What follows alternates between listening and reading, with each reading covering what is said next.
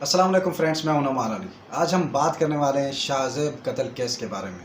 शाहज़ेब कत्ल केस में supreme court ने आज एक डिसीजन दिया है जिसमें शाहज़ेब कत्ल केस के मुजरिम शाहरुख जतोई और उनके साथियों को बरी कर दिया गया है।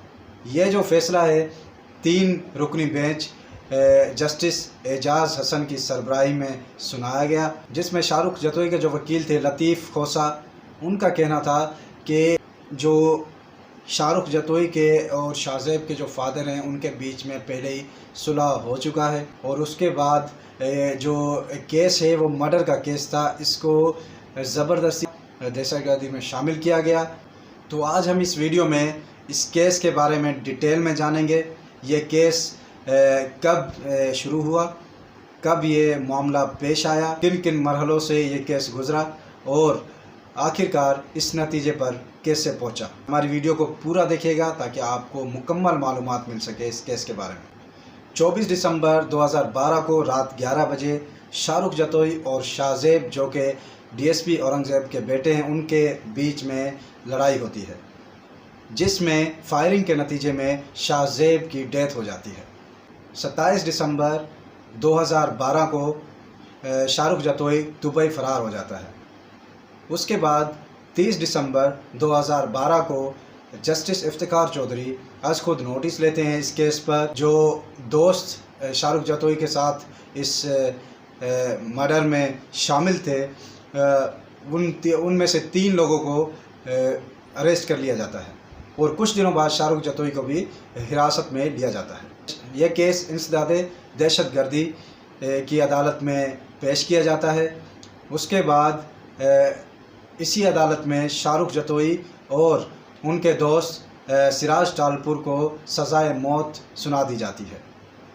उसके बाद ये केस हाई कोर्ट में जाता है। उसी टाइम पे कुछ न्यूज़ सामने आ रही होती हैं कि औरंगज़ेब, जो कि शाहज़ेब के वालिद हैं, और सिकंदर जतोई, जो कि शाहरुख जतोई के वालिद हैं, उनके बीच में सुलह हो गया है और सुलह की कापी हाई कोर्ट में भी जमा करा दी जाती है। हाई कोर्ट कुछ वक्त के बाद फ़ैसला सुनाती है, जिसमें हाई कोर्ट जो इंसदादे दहशतगर्दी के जो दफ़ा हैं उनको भी ख़त्म कर देती है और सज़ाए मौत की जो जजमेंट इनके ख़िलाफ़ जो पहले पास की गई थी उसको भी कलअदम करार दिया जाता है।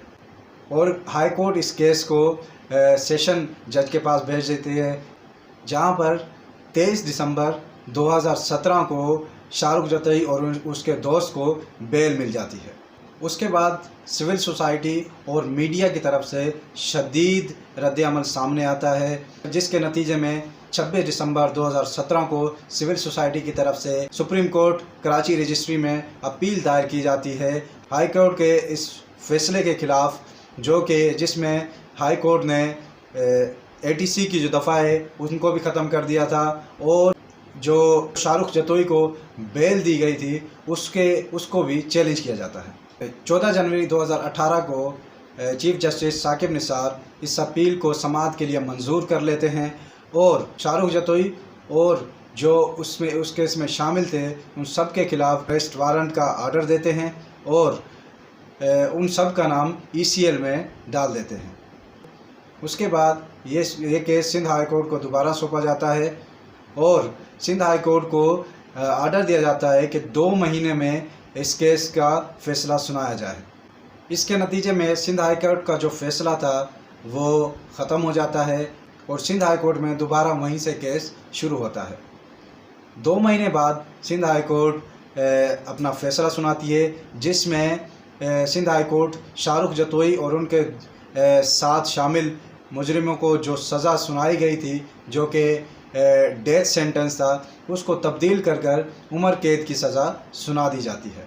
उसके बाद ये केस अपील में सुप्रीम कोर्ट के पास जाता है और आज के दिन 18 अक्टूबर 2022 को सुप्रीम कोर्ट फ़ैसला सुनाती है, जिसमें शाहरुख जतोई और उनके साथ शामिल मुजरिमों को बरी कर दिया जाता है।